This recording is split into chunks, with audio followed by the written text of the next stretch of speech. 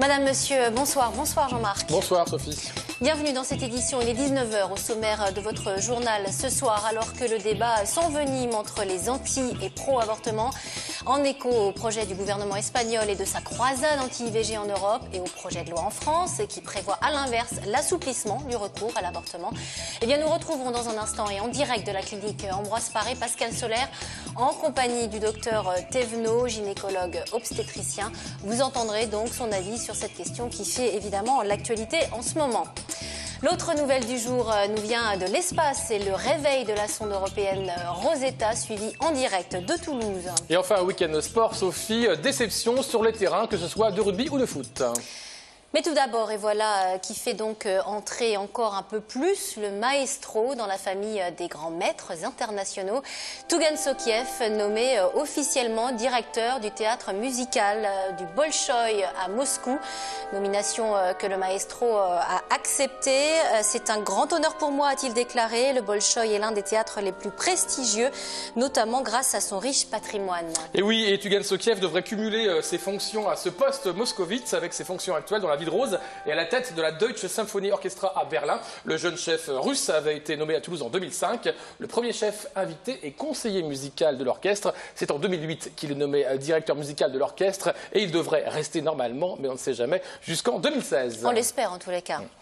Retour à l'actualité de ce week-end avec ces manifestations à Paris hier. Militants pro et anti-avortement, vous le voyez sur ces images, se sont mobilisés alors que sera discuté cette semaine à l'Assemblée nationale le projet de loi pour l'égalité hommes-femmes qui contient notamment un amendement visant à assouplir le recours aux IVG, interruption volontaire de grossesse, Jean-Marc. Et oui, il y avait les pros et les anti, une mobilisation qui fait écho au projet de loi du gouvernement espagnol qui prévoit, lui, à l'inverse, la fin de l'avortement, sauf en cas de viol ou de problème de santé grave. Pascal Solaire, bonsoir. Vous êtes en compagnie du docteur Jean Thévenot en direct de la clinique Ambroise Paré. Docteur Thévenot qui est gynécologue obstétricien et président du Conseil de l'ordre des médecins. Comment réagissent les professionnels de santé ici à Toulouse ? Mais c'est ce qu'on va tout de suite demander au docteur Thévenot. Pour être plus précise, les députés doivent se prononcer sur la suppression d'une notion qui est peu connue et qui prévoit que seule la situation de détresse justifie un avortement. L'amendement socialiste veut remplacer cette notion par l'énoncé suivant.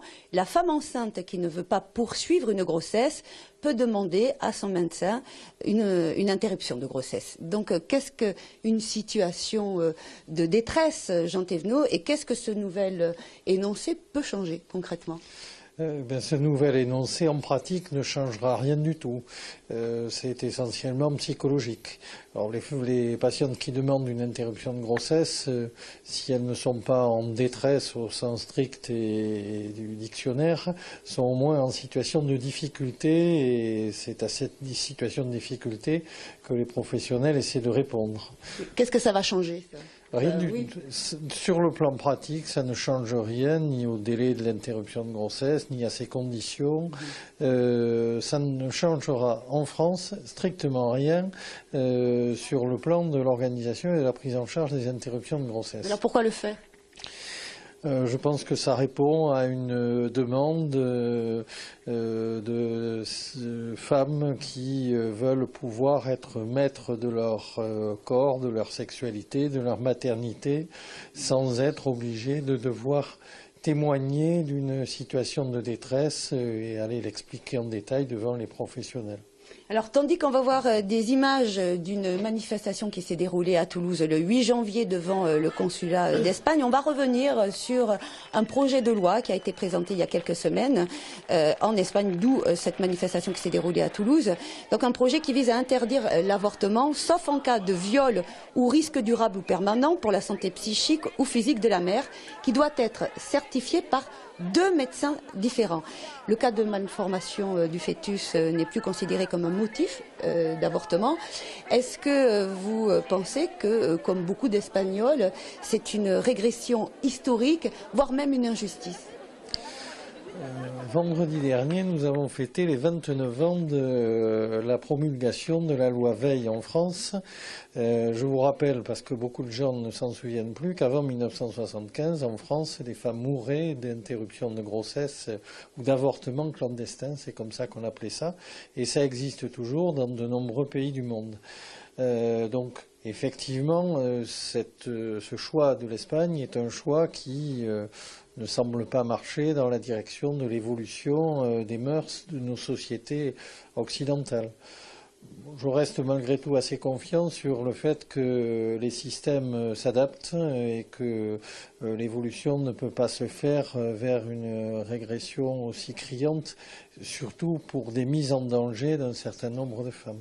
Oui, parce que vous pensez que finalement, ça va ou favoriser les avortements clandestins, comme vous venez de le dire, voire peut-être entraîner des déplacements, à savoir des femmes espagnoles qui vont peut-être vouloir se faire avorter dans des pays voisins ou dans des villes frontalières comme Toulouse, par exemple.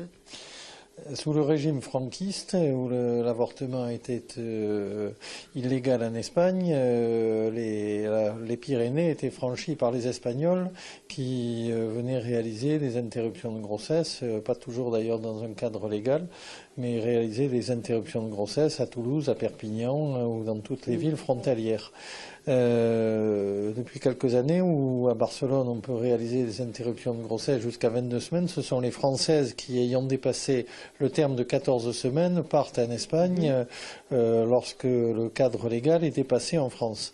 Donc c'est une espèce de balancier qui ne manque pas de surprendre et qui fait se demander s'il vaut mieux une fois ou l'autre naître au sud ou au nord des Pyrénées. Mais vous êtes confiant, cela dit, vous, par rapport à ce projet de loi espagnol, vous pensez que ça passera pas ? Bon, je crois que à lire la presse, il semble que tous les représentants du peuple en Espagne, même s'ils sont de droite, n'adhèrent pas forcément à ce projet. Et je pense que même s'il passe, il sera probablement édulcoré et que le système trouvera toujours des solutions. L'essentiel, c'est de trouver des solutions dans l'intérêt des femmes. Et c'est là qu'on peut se poser la question de l'Europe, savoir ce que c'est que l'Europe si elle n'est pas capable de réaliser des harmonisations de ce type de situation. Alors la France est parmi les pays européens justement qui pratiquent le plus d'avortements. Il y a plus de 220 000, ça ce sont les chiffres de 2011, c'est un chiffre qui est stable depuis 2006. Ambroise Paré, ici dans cette clinique, c'est stable également ? Oui, combien d'IVG ? Les chiffres sont stables, il se pratique 2 ou 3 IVG de l'interruption de grossesse de manière quotidienne, mais c'est un geste qui n'est jamais un geste anodin, c'est une aide à des femmes en difficulté que nous apportons. Il n'y a pas d'augmentation du nombre des IVG, sauf peut-être chez les mineurs, mais je crois qu'il faut aujourd'hui renforcer l'idée que l'interruption de grossesse, voire la grossesse, c'est beaucoup plus dangereux que la contraception. Dont on a beaucoup débattu il y a peu avec des pilules qui ont été retirées, qui reviennent sur le marché. Diane revient. Voilà, alors il y a une certaine irresponsabilité de certains de nos responsables dans les campagnes qui ont pu être réalisées l'an dernier sur les dangers des contraceptions. Je le redis, c'est beaucoup moins dangereux de prendre une pilule, quelle qu'elle soit, en respectant bien les contre-indications, que de se retrouver dans une situation de grossesse non désirée ou de grossesse à problème. Voilà, c'était le message de cette soirée. Merci Jean Thévenot. Merci Pascal, merci au docteur Thévenot. Évidemment, je rappelle que vous étiez en direct de la clinique Ambroise Paré, accompagné d'Alain Sorat. On prend de la hauteur à présent, direction l'espace lointain avec le réveil de la sonde Rosetta. Il a eu lieu en toute fin d'après-midi. La sonde européenne est sortie d'une léthargie électronique de 957 jours, un peu comme vous Jean-Marc. Un événement exceptionnel retransmis à l'université Paul Sabatier aujourd'hui. Et oui, pour rappel, Rosetta avait été lancée en 2004 avec pour objectif de rejoindre la comète Churyumov-Gerasimenko, je l'ai dit, à 800 millions de kilomètres de la Terre. Rosetta a déjà parcouru la quasi-totalité du chemin. Les premières étapes de la mission, les survols de planètes et d'astéroïdes, ont confirmé les performances exceptionnelles de la sonde. Les données recueillies par les instruments lors des survols de la planète Mars en février 2007, notamment, ont fourni des données scientifiques riches d'enseignements et de renseignements. Sujet complet dans votre magazine, Sophie, Mag Aerospace, un mag spécial Rosetta. Cette semaine, en compagnie du chef du projet Philippe Godon au CNES, à voir dès vendredi soir donc sur TLT. Exactement. Allez, on revient sur Terre et on va parler chimie verte ou chimie durable ou écologique. Une chimie qui prévoit la mise en œuvre des principes visant à réduire et à éliminer l'usage ou la génération de substances néfastes pour l'environnement. Et oui, il s'appelle un cluster de chimie verte. Ce sont différentes entreprises de Midi-Pyrénées, un regroupement d'entreprises au sein de la même filière. Un reportage, Marie Larpent. Alors la chimie verte, c'est une chimie qui a pour but de concevoir des produits et des procédés de synthèse permettant de réduire ou d'éliminer la production de substances dangereuses. Il y a de la chimie absolument partout. La chimie verte, c'est de rendre cette chimie acceptable, inscrite dans un développement durable.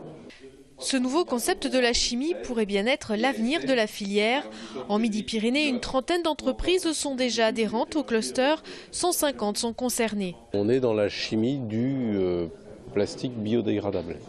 Et nous travaillons sur la synthèse de biopolymères, de plastique biodégradable. Et l'enjeu, c'est de progresser autour de tout ça.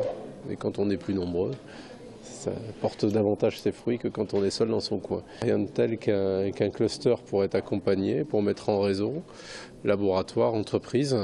Plus on est nombreux, plus on est fort. Le principe, c'est chasser en meute.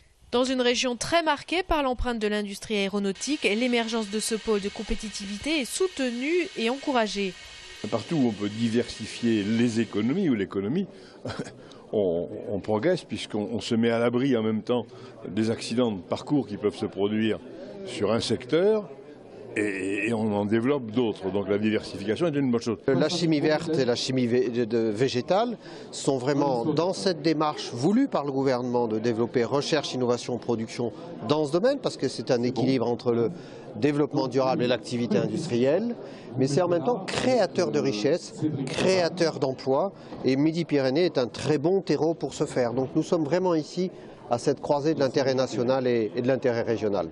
En 2012, on estimait à 135 milliards de dollars le chiffre d'affaires mondial de la chimie verte, un chiffre qui pourrait doubler d'ici 2020. On reste dans le respect de l'environnement et plus précisément des économies d'énergie. Gros plan à présent sur la maison intelligente ou thermogène, littéralement, qui génère de la chaleur. Une habitation qui permet de consommer, vous l'avez compris, moins d'énergie et même, et c'est la nouveauté, d'en récupérer, Jean-Marc. Et oui, dans quelques mois sortira le premier lotissement de maisons thermogènes. Ce sera à Montauban. Reportage de Boris Georgelin et de Christelle Vidal. À l'heure du Grenelle de l'environnement et de la transition énergétique voulue par François Hollande, un concept de logement unique en France va voir le jour près de Montauban. En effet, les premières maisons dites thermogènes sortiront de terre dans quelques semaines à la Villedieu du Temple dans le Tarn-et-Garonne. Explication de ce nouveau concept. La maison thermogène, c'est une maison qui consomme soit très peu d'énergie, voire même qui en génère. C'est aussi un système de récupération de l'énergie, de la chaleur que vous dégagez, de la cuisine que vous faites. On en récupère tout l'air de votre maison, on envoie ça dans votre vide sanitaire et avec ça, on va produire l'eau chaude, le chauffage et le rafraîchissement pour l'été de votre maison. Une maison thermogène pilote existe déjà à Limoux, dans l'Aude.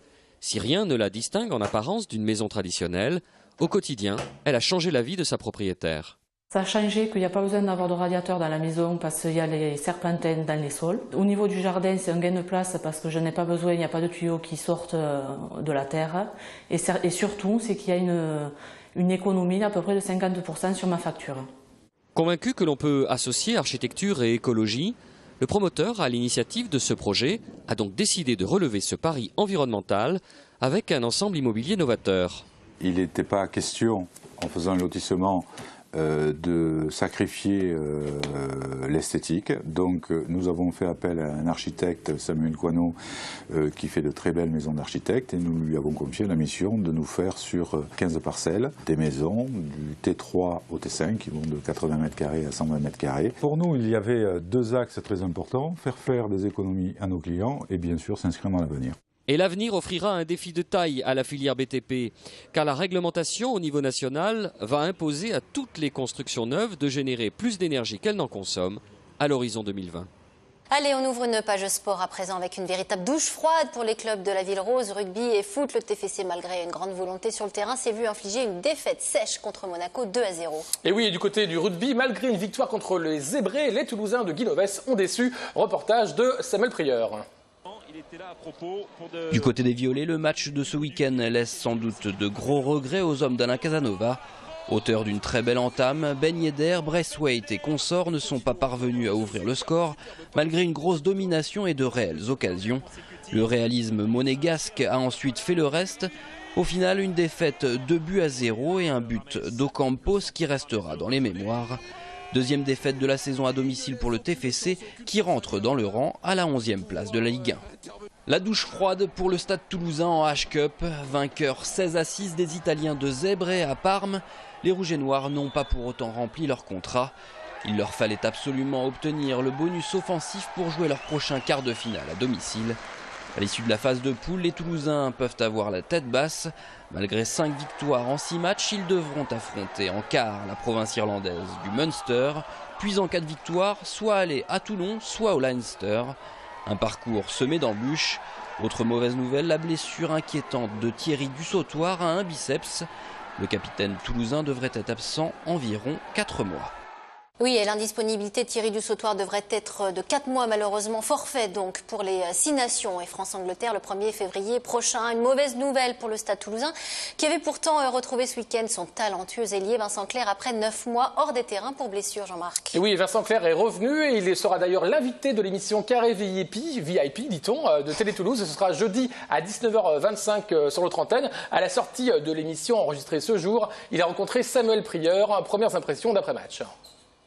8 mois et demi sans mise au vert, sans vraiment l'intensité d'un avant-match. Donc voilà, il faut retrouver toutes ces sensations-là. Il y avait évidemment un peu de stress de retrouver ça et puis d'être au niveau voilà, des copains. Donc il y avait un mélange d'excitation et de stress.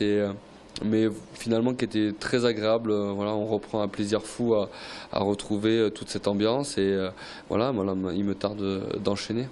Ouais, très, très mauvaise nouvelle. On a appris hier qui était blessé. Il va se faire opérer dans la semaine et il sera indisponible probablement jusqu'à la fin de la saison. Donc voilà, un élément comme ça, c'est toujours difficile pour l'équipe de France, pour le club, pour lui surtout. Et c'est vrai que c'est la deuxième grosse blessure après Grégory Lambolé et Luc McAllister en début de saison. Donc c'est vrai qu'on a 3 grosses blessures.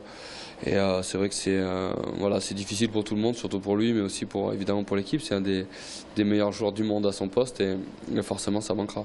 Il y avait un peu de déception, de frustration après le match au ZEB, puisqu'on savait qu'on maîtrisait plus notre destin. Et voilà, ça c'est arrivé. Et le Munster et Clermont ont pris un point de bonus, donc du coup on se déplace et donc c'est dommage parce qu'on aurait aimé offrir à tout le monde et aux supporters et s'offrir à nous-mêmes un quart de finale à la maison. Maintenant on va se déplacer au Munster, c'est aussi un challenge qui est très excitant. Un parfum de finale 2008. Voilà, tout à fait, on les a rencontrés quelques fois. C'est génial, on est en quart de finale de Coupe d'Europe, il faut pas le minimiser, c'est une belle aventure qui commence et voilà, il y a rien d'impossible. C'est toujours plus difficile de se déplacer, mais loin d'être impossible. Donc ça va être un très gros match et voilà, moi je trouve ça plutôt excitant de jouer le Munster. N'est-il pas très élégant ce Vincent Clerc, Sophie? Tout comme vous, Jean-Marc. Merci. Toutes les infos sport dans l'émission de Samuel Prieur à suivre après ce journal, Lundi Sport, dans laquelle il reçoit aujourd'hui Joël Da Silva, l'entraîneur du Phoenix Toulouse Handball, et Daniel Angelkovic, international serbe, pour parler de l'Euro de handball. C'est une de vos passions, je crois, Très bien. Fin de cette édition. Merci de nous avoir suivis et de nous être fidèles. Demain, aux commandes, Jérôme Bollock. Excellente soirée sur TLT.